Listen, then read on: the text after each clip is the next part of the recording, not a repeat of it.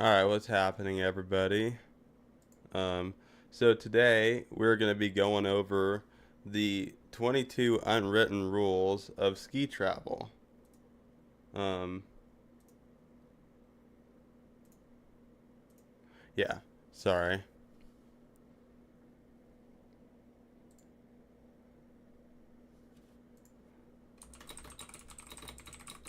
I'm just going to make an announcement here.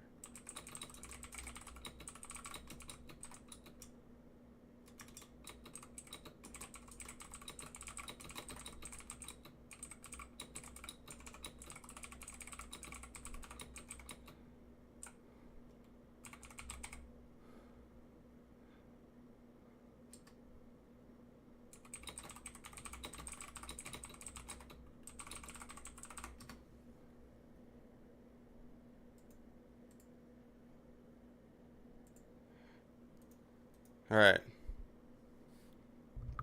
now we got that out of the way. So this is going to be one of those.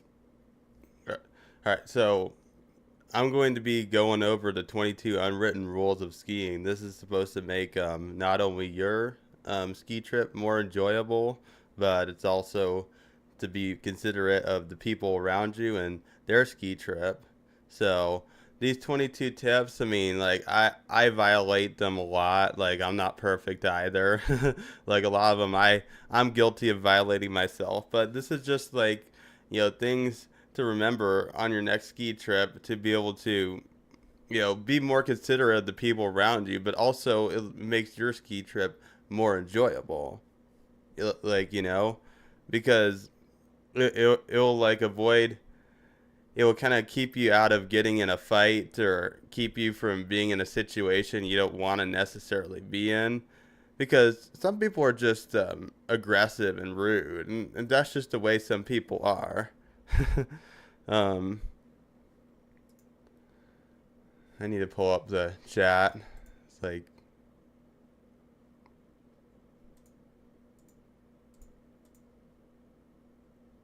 but yeah, that's just the way that some people are, and that's just how it is.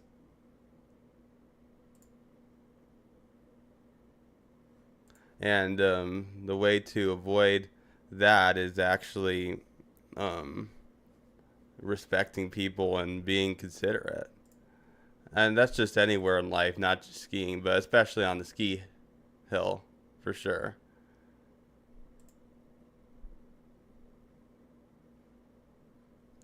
Yeah, I'm just hopping in the control room. We'll get to point number one real soon here once I do this.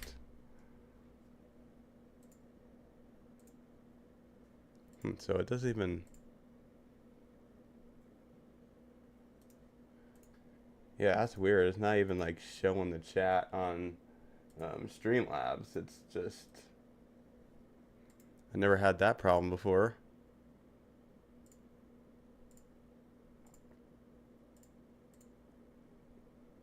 But it's okay. It's like the first few minutes of the live, and people still need to have time to join in.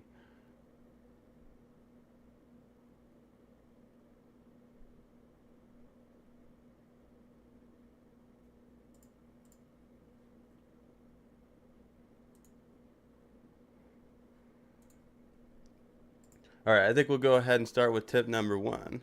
So, typically, when you arrive at a ski resort, whether you are parking um, or you are in accommodation, a lot of times you'll have to take a bus to get either from your car to the ski resort or the accommodation that you're staying at to the ski resort. And the number one unwritten rule for when you board that bus is the person that arrives first at the bus stop stands closest to the bus stop sign, and the person that arrives last stands the furthest away. So the person that arrives there first, the person closest to the bus stop sign, they get to board the bus first.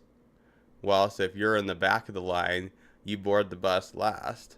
Now, I mean, I'm guilty of being the last one, and then like aggressively walking onto the bus. But the unwritten rule is if you're the last one at the stop, you don't get to board the bus until everybody else in front of you boards it. I mean, that's just the rule right there. And if you arrive at the bus stop after everyone, you don't get to just cut in front of them in line. Like, it basically is first come, first serve. And a lot of times the buses will get full, and sometimes you'll have to wait for the next one, and that's just how it is.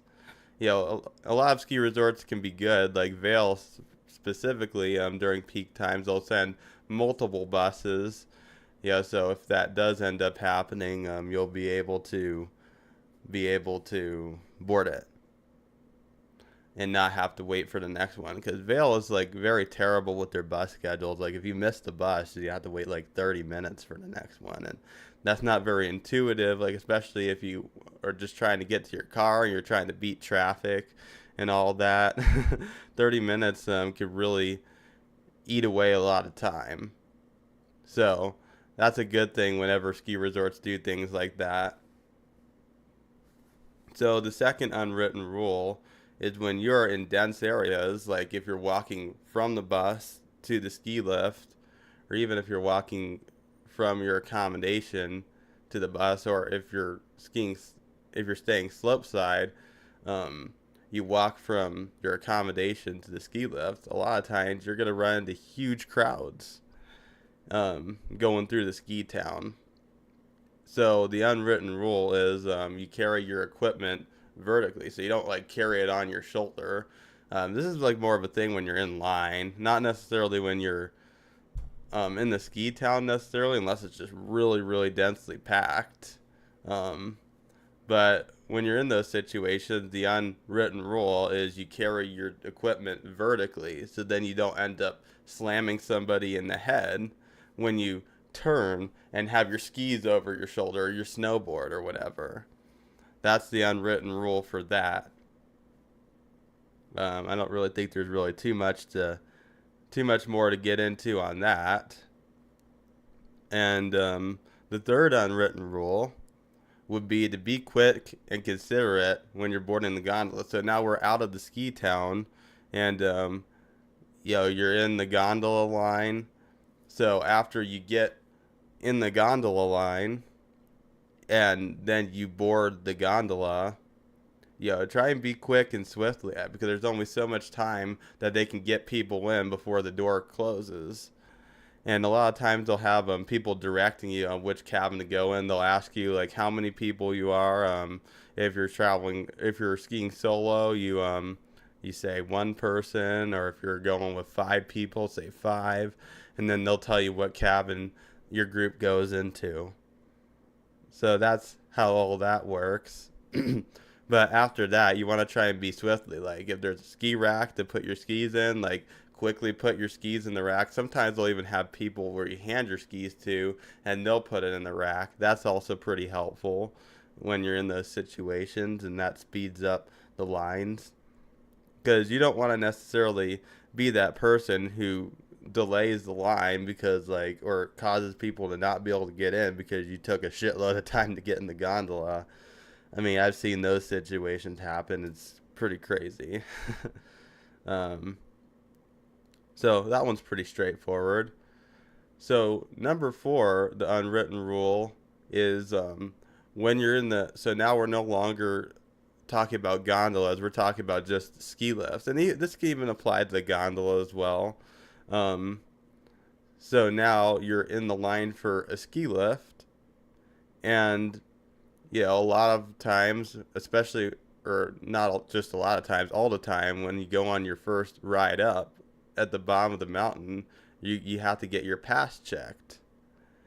And when you go and get your pass checked, you want to have all your stuff ready. Now, nowadays it's pretty easy. I mean, you can keep your pass in your coat, and you go through like a scanner, or like if you're on an Epic pass, you have somebody with a gun that will just get it for you. So it's not really too big of a deal. But I guess if you're at a smaller ski resort, or a ski resort that's not owned by Vail or Altera, you're probably going to run into the problem of, you probably need to have your pass out exposed. I know A Basin used to be that back when it was on the Epic. It used to be where you had to have your pass physically out in order for them to be able to scan it. Now they kind of fixed that ever since they've been on the Icon Pass. Now they just have the automatic scanners, just like the other Icon resorts. But also, specifically when it comes to Icon, because they have the automatic scanners, they don't have the person come and scan it for you. This is especially important because you can really throw off the whole system if you end up having a misscan or not be able to scan. So try and oftentimes if you put it in your left pocket if you're skiing. I think if you just put it like on a lander you're in front of you when you're snowboarding because you're sideways already.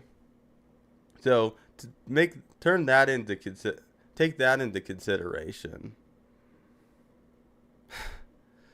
Man, I can't fucking speak tonight.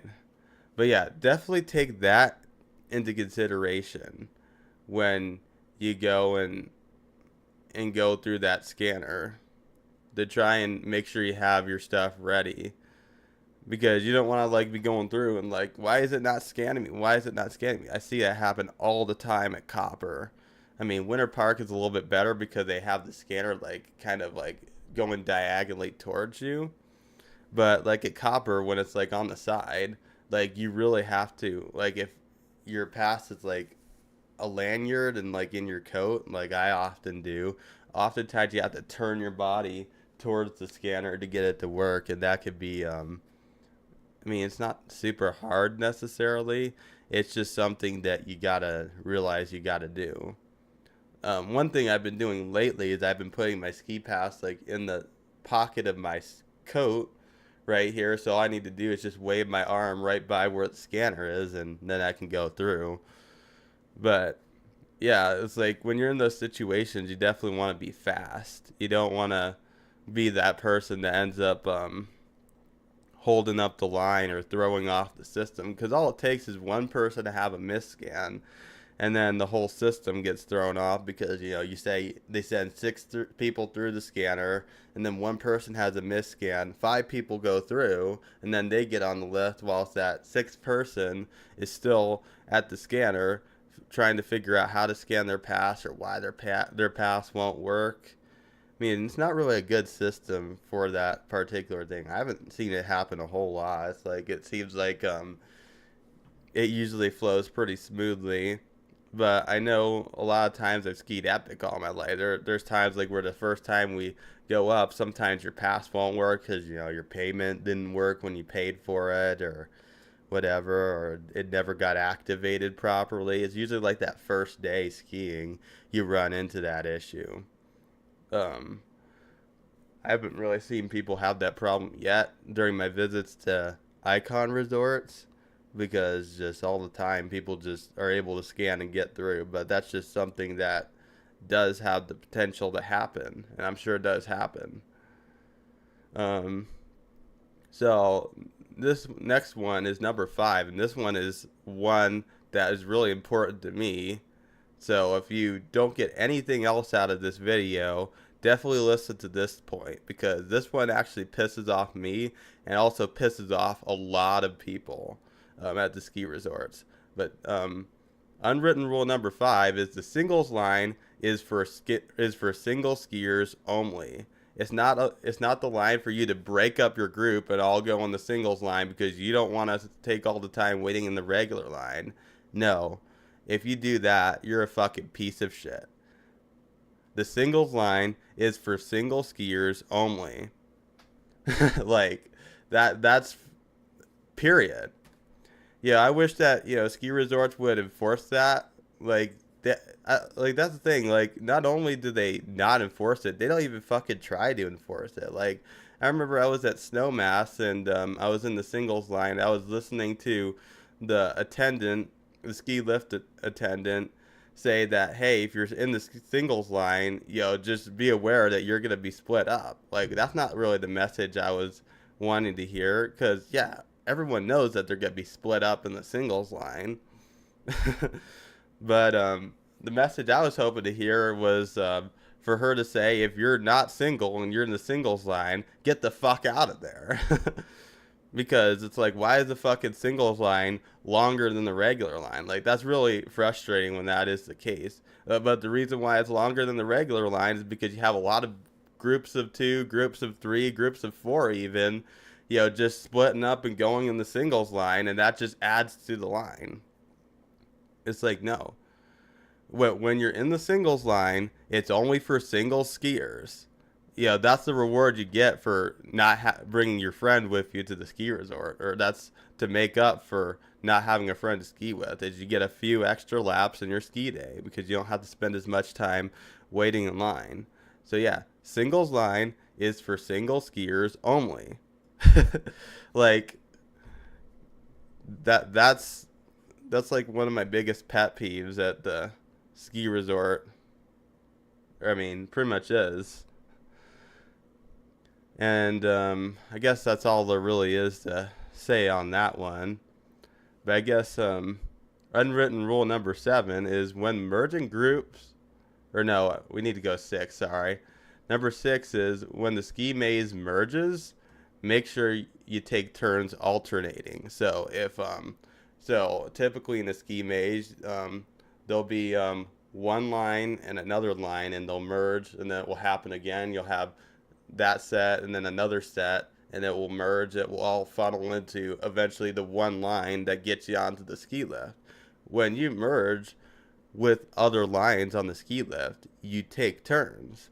So the person on the left side of the rope goes, or the group on the left side of the rope goes, and then this group on the right side of the rope goes.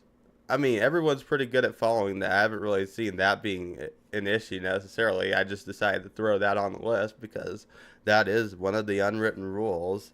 I mean, it's not really an unwritten rule. I mean, like, literally, a lot of the ski resorts will have a sign that says alternate. So, I mean, it is a written rule for sure. Absolutely.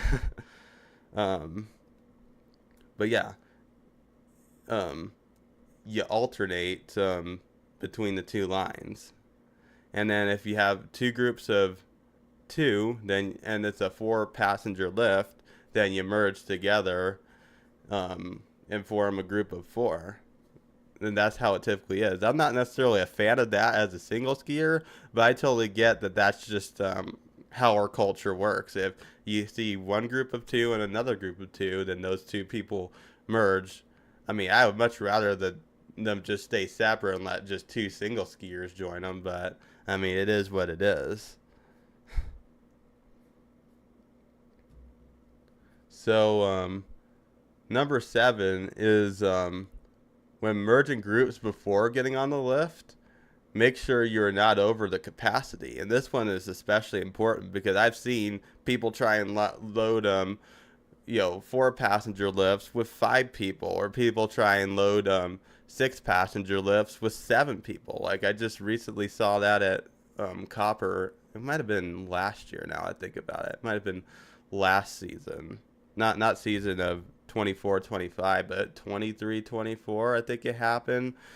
Like, the group in front of me, they decided to have 7 passengers go on the American Flyer lift at Copper, and they don't even have those gates that like separate you. So it's very easy to make that mistake. They didn't count how many people were getting on, and they had 7 people. And then once they got to the red line where they load the lift, that person on the end, there was no room for them to fit, so they ended up having to stop the lift, and then that backed up the line and all that and then like the lift operator was like, yeah, you can't fit 7 people on a 6-person lift. Like, you just don't do that. That's not a thing. Like, it just won't work.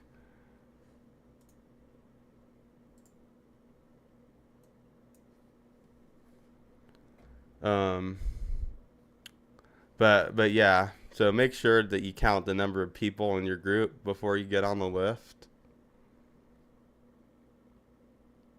So number 8 would be ready for the bar to come down before leaving the lift terminal.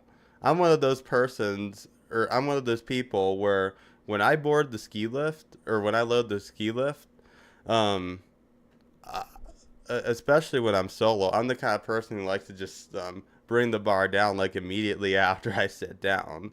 Um, and and I've heard like in ski resorts abroad, like if you go to like New Zealand, they're pretty strict on that, like that you have to have the bar down um, before you leave the lift terminal, and if you don't do it, then you face consequences.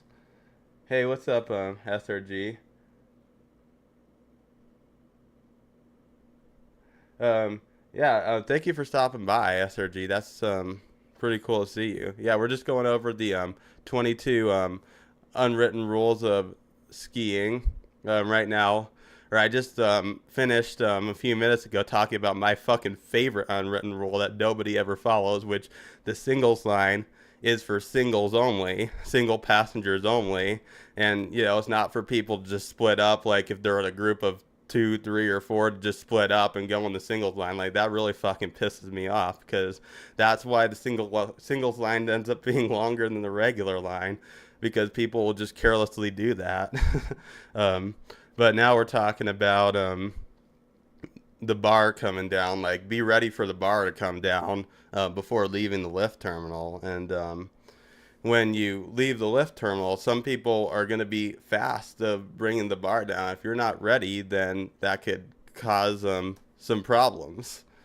Like what I typically do is I like to slide my ski poles underneath my crotch before I load the lift, and then sit down as I put my ski poles underneath me on the lift. And that way I'm ready just like right away immediately. I don't even have to worry about it. Um, so that's basically that rule.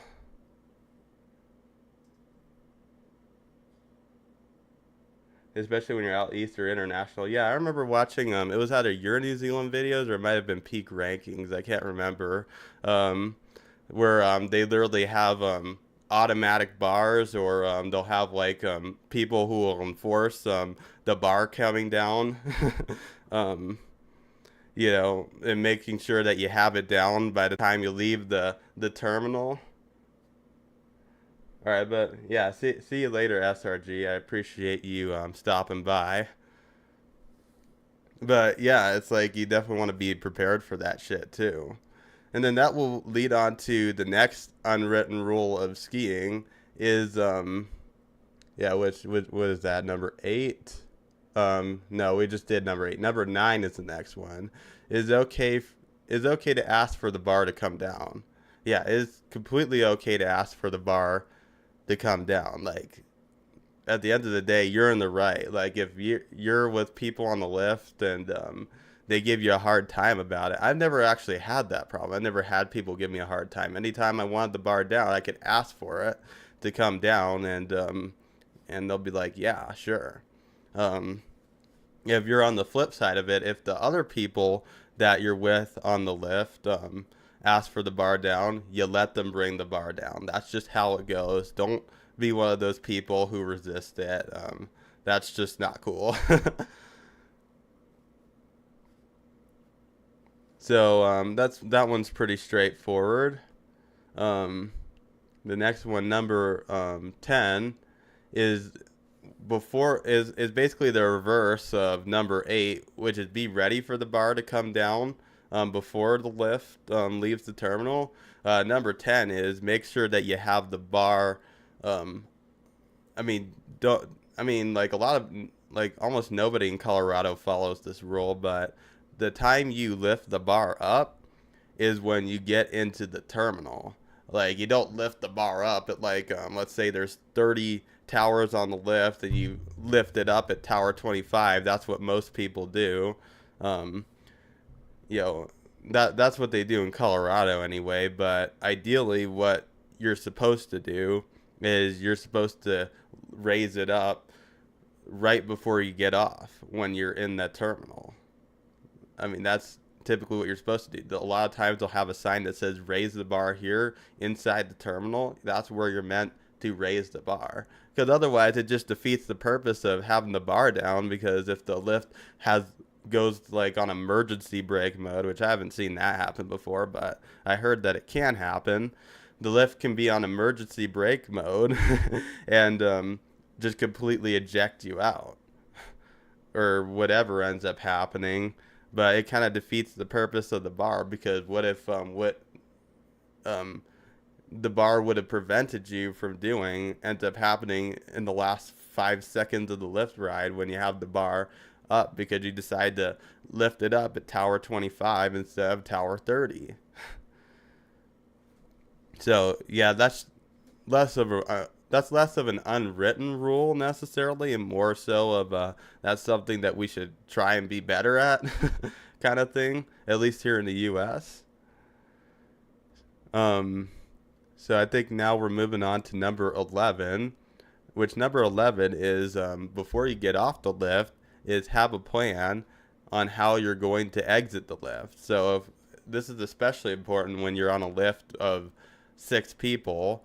Like if you're on the left side of the lift and you want to turn right, I mean, typically most of the time you could just turn left and then loop around the lift and still get to that run on the right. But for those rare occasions where that's not the case, that you really need to turn right, the unwritten rule is to let the people on the lift with you know that you're going to do that.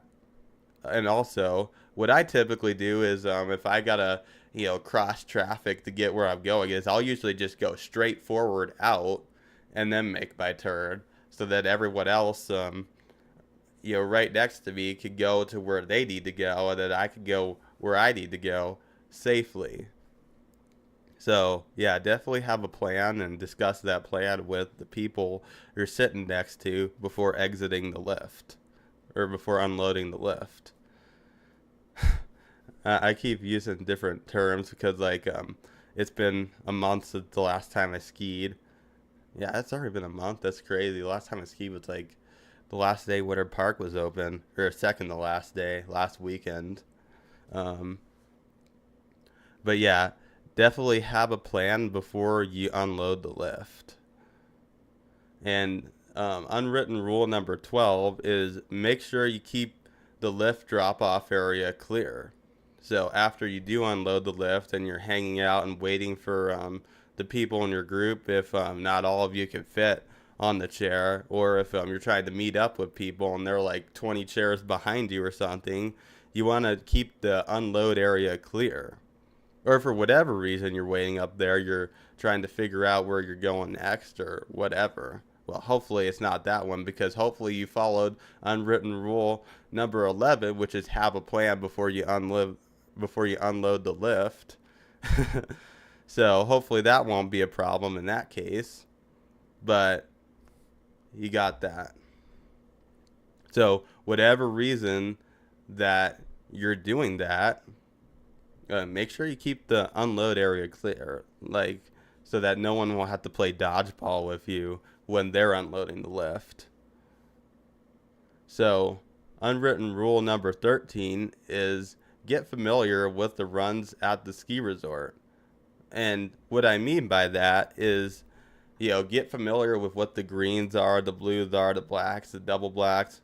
Specifically when you go above blue runs or even blue runs, because every ski resort labels their runs differently. Some runs that are blues at one ski resort will be similar to blacks at another ski resort, or vice versa. It's especially the case with double blacks. Some of the ski resorts, they're more difficult, more challenging. I guess when you go to Crested Butte or A Basin, they'll have runs that are marked single blacks that would typically be marked double black at another ski resort. I mean, one good example of this is the Lover's Leap run at Vail. That run is marked as single black, when probably at another ski resort like Breckenridge, for example, it would probably be marked a double black, just because of its pitch and all the rocks you need to dodge. Maybe even an EX. I'm not really too sure. I've seen runs that are rated single black that probably should be marked EX, and vice versa. So definitely get familiar with the runs at the ski resort, because you don't want to be that person that ends up on a run that's above your difficulty. So maybe if you're unsure, maybe try out one of the easier runs and then work your way up to the harder runs because you don't know what the run labeling is like at that ski resort. I mean, green runs, greens are pretty much going to be the same no matter what ski resort. There's not really a lower level to go, but when you go blue run and up, this is particularly important that you pay attention to that because I've seen blues where intermediate skiers probably really shouldn't be on those certain blues, like Loafer at A Basin. Yeah, not really a good blue run for intermediate skiers. I wouldn't recommend that.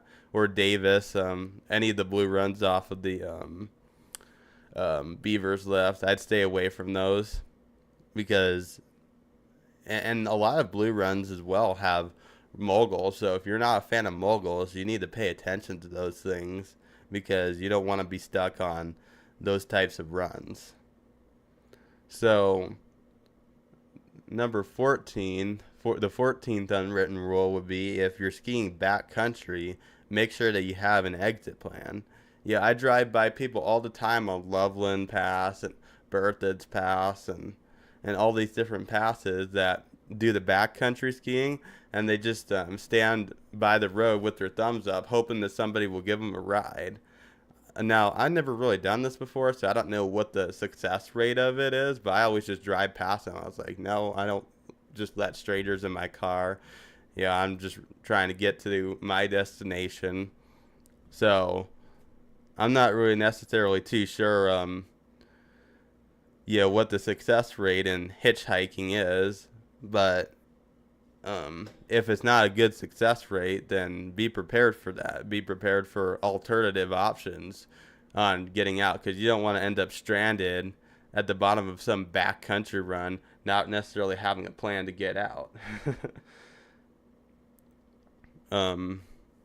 And also make sure that like the backcountry runs you go to, if you do plan on doing that, lead to a road that you can be able to hitchhike. Because there might be some backcountry runs that'll just take you to the middle of nowhere where, I mean, the only way to get out is to hike back up the way you came in. And you definitely don't want to do that. Especially if you had to ski a long ways to get down. That would be a pretty long hike to get back. So definitely know what you're doing when going into those backcountry areas. And it's also recommended you take avalanche gear with you. I don't really backcountry ski, so I can't necessarily say those tips necessarily, but those are the tips I've heard. Definitely have your avalanche gear and make sure you have a plan to exit when you get to the bottom.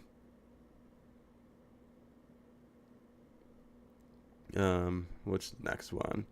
Next one is 14. If you're skiing back, or no, we just did 14, sorry. Number 15, if you plan, tip number 15 is plan beforehand where a run takes you.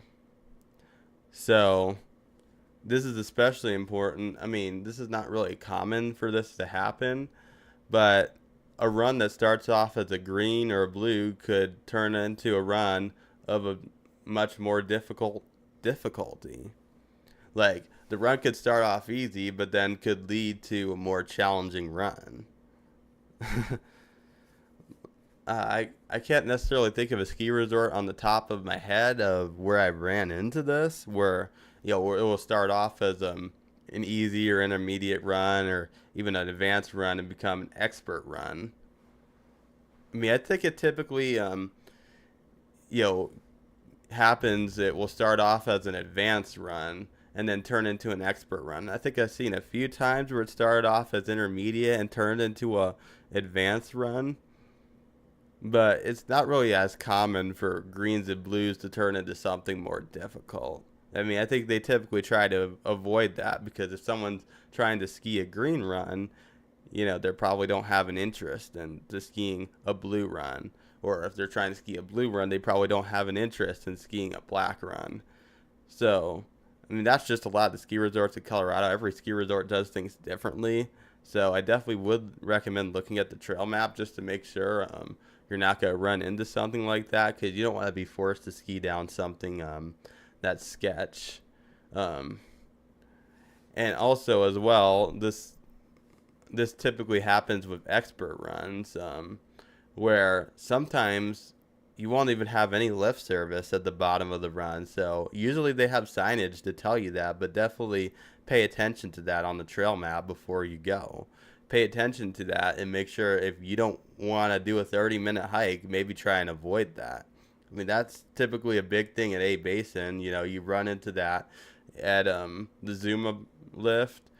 You know, if you go too far down, there are some runs that will take you below the Zuma lift, and you have to hike 20, 30 minutes to get back there.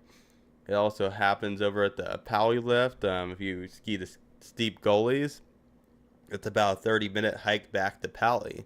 And then there are some other runs that um, lead down to those hiking zones as well. So definitely do pay attention to signage and pay attention to on the trail map to make sure that you don't run into that if you're not interested in doing a hike like that. That's pretty important. Um, so number 16 would be always yield to uphill traffic when merging into another trail. This one I'm pretty bad at following myself, I'll be honest. I remember I got fucking bitched at when I was at A Basin a few months ago because I was just like skiing one of the runs and I had a trail above me and I just carelessly just came into the run and without even looking above me and I literally got fucking screamed at, be like, make sure you yield the uphill traffic or something like that. Um, so if you don't want to get on other skiers' bad side, make sure you do that. And you know, and like I said at the beginning of the video, it's like a lot of time. I mean, I'm guilty of breaking almost all these rules, honestly. Like, there's been times where I've found myself at the other end of the situation where I just carelessly broke the unwritten rule because I just didn't care.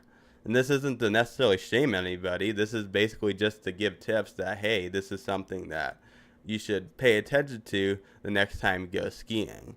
So then you don't end up pissing off other people and making sure that you have a more enjoyable ski day. I mean, like, nobody's perfect. We're all going to break these rules. We all have broken these rules, and we're all are going to break these rules in the future. But definitely try and what am I saying? Definitely try and do your best to follow them. Is the idea of this video, the idea of this live. And yeah, unwritten rule number 17 is don't wait for your group mates in the lift maze. Now this is another one I'm guilty of doing as well, is waiting for group mates in the lift maze. I typically do it when the lift maze is empty. I usually don't do it when it's full. Like, but that's just something to take into consideration. Like, you know, there's areas outside the group, or there's areas outside the maze for a reason for you to wait for your group mates. You don't need to wait inside the maze because all that does is just clog up traffic in the lift line. And you just get in the way of people. Yeah, that one actually does really piss off a lot of people, actually. So definitely want to follow that one. But yeah, if you're waiting for people at the bottom of the lift, wait outside of the maze, not inside the maze. Like, it's something that's done all the time, and it's something that can be pretty frustrating, especially when it gets busy. So now we're moving on to unwritten rule number 18, and we're going back onto the ski slope now. Is the left side of a ski run out is for passing. It's not for. So the thing is, if you're going slow because either you're running out of momentum or whatever reason, you know, you want to keep to the right of the ski slope, whilst you let other people who are going faster than you pass you. And if you're trying to pass somebody and they're on the left side of the ski slope, just say you're on their left or on their right. You know, communication is definitely key so that they don't end up like randomly cutting you off because they decide to do something random and whatever. Let them know that you're passing, and then you don't freak them out, and then they don't end up cutting you off or anything like that. So that's the unwritten rule for that. And so the unwritten rule number 19 is don't hog. So now we're done with now we've done a fair bit of skiing, and now we're in the middle of the day, and now it's time for our lunch break or whatever. So unwritten rule number 19 is in the ski lodge. So when you're in the ski lodge, it's typically crowded. It's hard to find a table, and if you do find a table, don't hog up the tables of the ski lodge. So make sure that when you're at the ski lodge, you only use the chairs that you need to use. Like, don't just be that person that like sets your jacket on one chair and then a helmet on another chair and take up other space. Because at the end of the day, space is very limited at those ski lodges. Like, if you've ever been to a ski lodge in Colorado, especially during peak times, you might remember. You might know that like finding a table could be pretty challenging, and it could be like a 10-20 minute wait just to wait for a table to open up, especially the bigger group of a group that you have. As a solo skier, I don't run into that problem too much, or what am I saying? I run into that problem a lot, because a lot of times there's just not even like one chair that's open. Like, a lot of times I have to ask. Asking is okay, but the idea behind this is if somebody wants to sit in the seats right next to you, and you don't have anybody sitting in them, typically you want to let them sit in those seats, because seating is very limited, and you don't want to be that person that just allows empty chairs because you just didn't want to be nice and allow people to be able to sit in those empty chairs. So that's just something to take into consideration, that, everybody's trying to get a table to sit down at. Everyone's trying to sit down somewhere, and just be mindful of that. And unwritten rule number 20 is after you order your food, don't hold up the line. So in this case, you order your food, and oftentimes they might not have it ready, and they'll have to take time to actually cook the food. So what you do is there'll be like a line that you go in to order your food. And then what you'll do is once you order your food, you want to stand a little bit back whilst you wait for them to make your food. And then once they call you up, then you go and grab it. So then that way you can allow other people to be able to go into your spot and order their food, and it'll just allow it to flow more smoothly. So that one's just common sense. That's just common etiquette. Nothing really exclusive to ski lodges.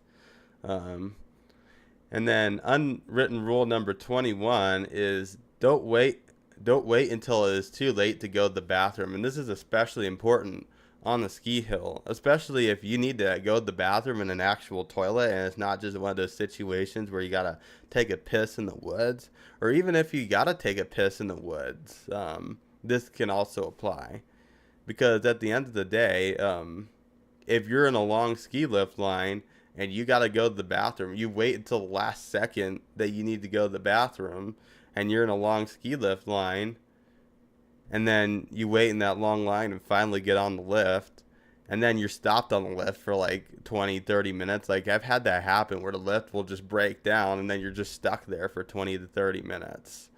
Like, that happens.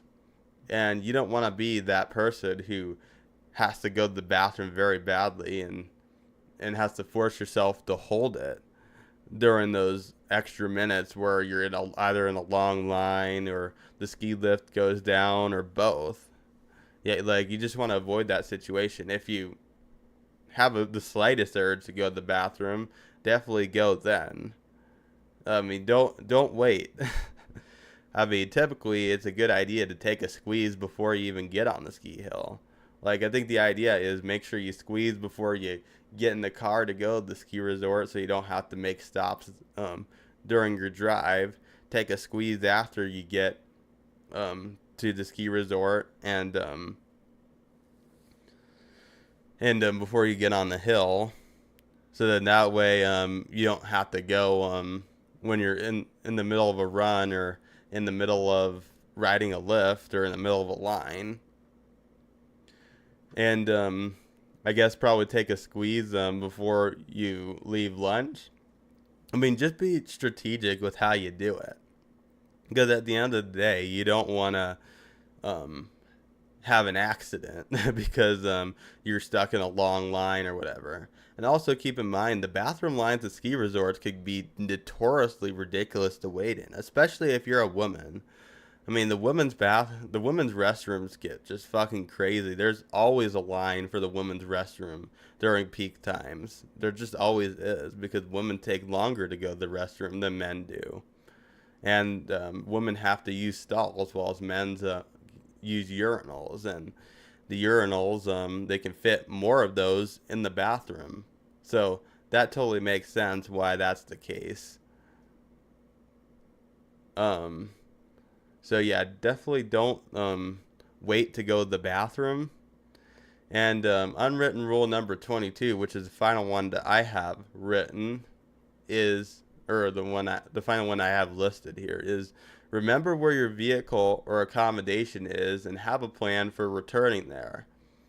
And what I mean by that is some ski resorts are massive, like Vail, for example, where they have like four different base areas. They have the Lion's Head, the Vail Village, the Golden Peak, and the what was that last one? Cascade Village. And and the bus system is not the greatest at Vail. So if you end up getting stuck at one part, then it could be quite a journey to get to the part that you need to go to. And what if you don't even remember the part that you started at? That's an even bigger problem because now you have the problem not only you're at the wrong place, but then you also don't remember what place to go to. So that's also very important. Also keep in mind what lifts you need to take to get to that place and what time those lifts close at. And it's definitely a big problem it's a big problem at most of the big ski resorts where they have multiple base areas. So definitely remember where your accommodation or your vehicle is, and make sure you have a plan to return there. Know what you need to do in order to get there. Is what the unwritten rule is, because you don't want to be stranded somewhere where you don't belong. All right, that's pretty much the entire list of the unwritten rules of skiing, and that's pretty much all I really got. So I guess those of you watching the VOD of the live, let me know in the comments down below what things I might have missed or what things you'd like to add on. What things really pissed you off the most on the ski hill. Which of the rules that you see broken regularly that makes your ski day less enjoyable? I mean, mine would single-handedly be the singles line one. Like, I don't like when people do that. Like, I kind of made that clear earlier. It definitely makes my ski experience less enjoyable when I have to wait for big groups of people in front of me who just decide to split up in the singles line to go because they didn't want to wait in the regular line. But yeah, I hope you guys all enjoyed. Thank you guys all for tuning in. I'm sorry I didn't have a video for you guys today. Hopefully this will make up for it. I'll try and have a video for you guys next Friday.